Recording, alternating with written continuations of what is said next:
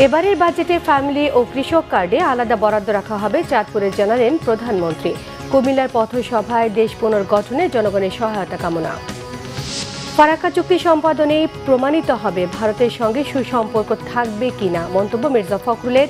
দিল্লির সঙ্গে দীর্ঘমেয়াদী পানি বণ্টন চুক্তির পরামর্শ বিশেষজ্ঞদের। দেশের অর্থনীতি খারাপ সময় পার করছে, ঘুরে দাঁড়াতে লাগবে 2 বছর, জানালেন অর্থমন্ত্রী। ভঙ্গুর অর্থনীতি থেকে উত্তরণের চেষ্টা করছে সরকার, মন্তব্য অর্থ উপদেষ্টার। দেখছিলেন ক্রাউন সিমেন্ট সংবাদ শিরোনাম। এবারে বিস্তারিত। প্রধানমন্ত্রী তারেক রহমান বলেছেন, এবারের বাজেটে ফ্যামিলি কার্ড এবং কৃষক কার্ডের জন্য আলাদা বরাদ্দ দেওয়া হবে। চাঁদপুরের শাহরাস্তি উপজেলায় খর্দ খাল পুনর্খনন কার্যক্রম উদ্বোধন করে এসব কথা জানিয়েছেন প্রধানমন্ত্রী। এর আগে কুমিল্লার বরুড়ায় পথসভায় প্রধানমন্ত্রী বলেন, নির্বাচনী ইশতেহার অনুযায়ী সব প্রতিশ্রুতি বাস্তবায়ন শুরু করেছে সরকার। জনগণ চাইলে কুমিল্লাকে বিভাগ করা হবে উল্লেখ করে তিনি জানান, যত দ্রুত সম্ভব কুমিল্লায় কৃষি বিশ্ববিদ্যালয় করা হবে। দেশের অর্থনৈতিক অবস্থা চাপের মুখে আছে, তাই আস্তে আস্তে সব উন্নয়ন কর্মসূচি বাস্তবায়নের কথা জানিয়েছেন সরকার প্রধান। তারেক রহমান বলেন, নির্বাচনের আগে মানুষকে খাল খননের কথা বলেছিল বিএনপি, এখন ক্ষমতায় এসে সেই কাজ শুরু করা হয়েছে। কৃষক কার্ড, হেলথ কার্ড, ইমাম সাহেবদের সহায়তার জন্য কাজ করছে সরকার। প্রধানমন্ত্রী বলেন, গত 16-17 বছর জনগণের ভোট দেওয়ার অধিকার ছিল না। যারা জনগণের অধিকার কেড়ে নিয়েছিল তাদেরকে বিদায় করা হয়েছে। এখন দেশকে পুনর্গঠনের কাজ চলছে। সে দেশের মানুষ যেন স্বাবলম্বী হতে পারে সেজন্য কাজ চলছে। ব্যবসায়ী, উদ্যোক্তা সহ সবাইকে নিয়ে এগিয়ে যেতে হবে। গত 16-17 বছর আপনাদের ভোট দেওয়ার অধিকার ছিল, দেশের মানুষের ভোট মানুষ দিতে পারে নাই। কেউ যদি সরকারের বিরুদ্ধে কথা বলতো কি করত? গুম হয়ে যেত, মামলা হইতো, এসে ধরে লয়ে যেত, হইতো না? আমরা এক বিরাট স্বৈরাচারের কবলে পড়েছিল এই দেশ, এই দেশের মানুষ। সেই স্বৈরাচার থেকে, কবল থেকে এই দেশকে, দেশের মানুষ মুক্ত করেছে যেভাবে ঠিক 1971 সালে হানাদার বাহিনীর হাত থেকে বাংলাদেশের মানুষ স্বাধীনতাকে ছিনিয়ে নিয়ে এসেছিল। প্রিয় ভাই বোনেরা, দেশ শুধু স্বাধীন করলে হবে না। দেশ যদি স্বাধীন করি, দেশকে যদি স্বৈরাচার মুক্ত করি, পরবর্তী কাজ হচ্ছে দেশকে পুনর্গঠন করা, দেশকে সামনের দিকে নিয়ে যাওয়া, দেশের মানুষের জন্য ব্যবসা বাণিজ্য, চাকরি বাকরি এগুলি নিশ্চয়তা বিধান করা। গঙ্গার পানি ন্যায্য হিস্যা নিশ্চিত হবার ভিত্তিতেই ভারতের সঙ্গে সম্পর্ক নির্ধারণ হবে বলেছেন বিএনপি মহাসচিব ও স্থানীয় সরকার মন্ত্রী মির্জা ফখরুল ইসলাম আলমগীর। তিনি জানান, বাংলাদেশের স্বার্থ নস্যাৎ করে কোনো চুক্তি করবে না বিএনপি। রাজধানীর ইঞ্জিনিয়ার্স ইনস্টিটিউটে বিএনপি আয়োজিত এক আলোচনা সভায় প্রতিবেশী দেশকে এমন বার্তা দিয়েছেন বিএনপি মহাসচিব। বলেন, ফারাক্কা বাঁধের কারণে বাংলাদেশের 1/3 জনগণ ক্ষতিগ্রস্ত হয়েছে।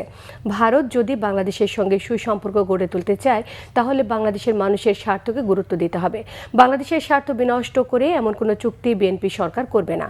পানি ন্যায্য হিস্যা আদায়ে জনগণকে ঐক্যবদ্ধ থাকতে হবে জানিয়ে বিএনপি মহাসচিব জানান, দেশকে অস্থিতিশীল করতে একটি শক্তি ক্রমাগত সরকারের বিরুদ্ধে অপপ্রচার করে যাচ্ছে।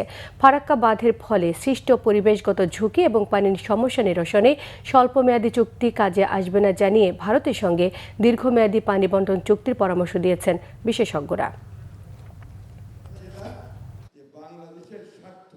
ভারতের সরকারের কাছে স্পষ্ট বার্তা জানাতে চাই এই আলোচনা সভার মধ্যে দিয়ে, যারা আলোচনার মাধ্যমে অবিলম্বে এই ফারাক্কার যে চুক্তি, সেই চুক্তি বাংলাদেশের জনগণের সঙ্গে আলাপ করবে, তাদের অভিপ্রায় অনুযায়ী, তাদের চাওয়া অনুযায়ী এটাকে সম্পাদন করতে হবে। এটা হচ্ছে খুব পরিষ্কার কথা আমাদের।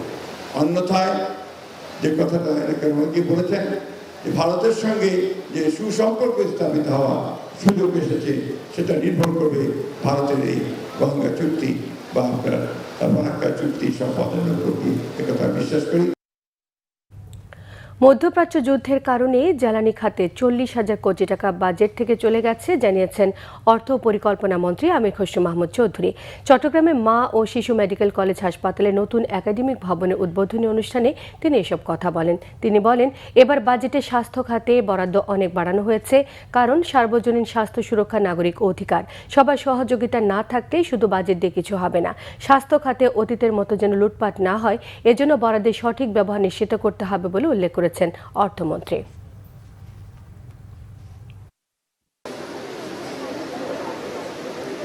আমরা একটা খুব খারাপ সময় অতিক্রম করছি। মধ্যপ্রাচ্যের ওয়ারের মাধ্যমে আমাদের বিশাল অঙ্কের একটা টাকা চলে গেছে তেল গ্যাসের মধ্যে, প্রায় 4 বিলিয়ন মানে 40,000 কোটি টাকা ইতিমধ্যে বাজেট থেকে চলে গেছে। আমরা যেটা পেয়েছি বিগত সরকারগুলো থেকে সেটা মাইনাস মাইনাস অ্যান্ড মাইনাস। স্বাস্থ্য খাতে বরাদ্দ আমরা অনেক বাড়িয়ে দিচ্ছি।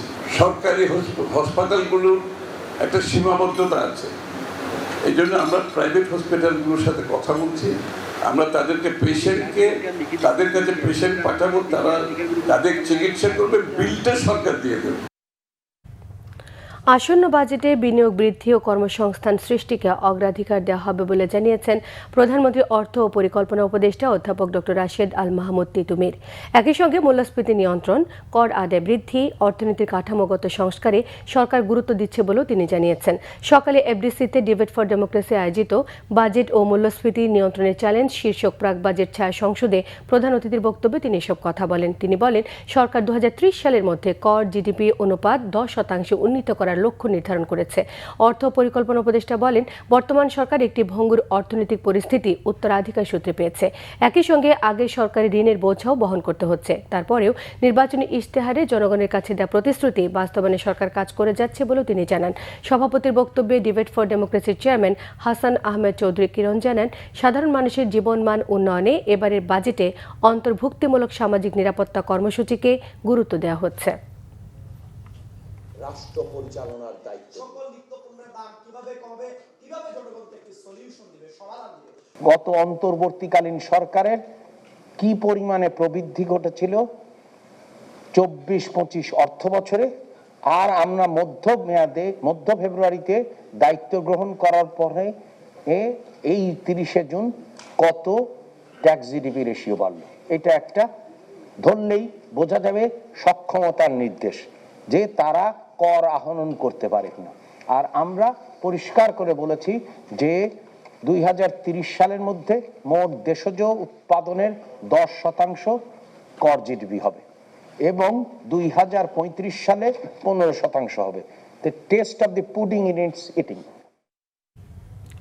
ব্যাংকিং খাতের সংকট সমাধান না হলে অর্থনৈতিক ধস থামানো যাবে না বলে মন্তব্য করেছেন তত্ত্বাবধায়ক সরকারের সাবেক উপদেষ্টা ডক্টর হোসেন জিল্লুর রহমান। বলেন, শুধু সংকটের কথা না বলে সংকট বিশ্লেষণের মাধ্যমে সমাধান বের করাই সবচেয়ে গুরুত্বপূর্ণ। শনিবার রাজধানীর সেডাপ মিলনায়তনে ব্যাংক গ্রাহক ফোরাম আয়োজিত ব্যাংকিং খাতের বিপর্যয় এবং অর্থনীতিতে এর প্রভাব নিয়ে আয়োজিত সেমিনারে এসব কথা বলেছেন তিনি। এ সময় তিনি জানান, কলুষিত নীতি প্রক্রিয়া ব্যাংক খাতের সবচেয়ে বড় সমস্যা। বলেন, যে কলুষিত রাজনৈতিক হস্তক্ষেপের ফলে ব্যাংক সহ আর্থিক খাত সমস্যাগ্রস্ত হয়েছে তা যাতে আর ফিরতে না পারে তা নিশ্চিত করতে হবে। বক্তারা বলেন, ব্যাংকিং খাতের সবচেয়ে বড় বিষয় আস্থার সংকট কাটাতে লুটপাটের সঙ্গে জড়িতদের দৃষ্টান্তমূলক শাস্তি নিশ্চিত করার দাবি জানিয়েছেন তারা। এছাড়া ব্যাংক রেগুলেশন আইনে বিতর্কিত 18 ক ধারা পুনর্মূল্যায়নেরও আহ্বান জানিয়েছেন বক্তারা। এ ছিল এখনকার মতো। পরের সংবাদ সন্ধ্যে 6টায়। 5টায় রয়েছে নিউজ টপ 10 দেখার আমন্ত্রণ রইল। এছাড়া বাংলাভিশন সংবাদ ও সংবাদ সংশ্লিষ্ট অনুষ্ঠান দেখতে ভিজিট করুন www.bbnews24.com, facebook.com/বাংলাভিশন নিউজ, সাবস্ক্রাইব করুন youtube.com/বাংলাভিশন নিউজের সঙ্গে থাকা সবাইকে ধন্যবাদ।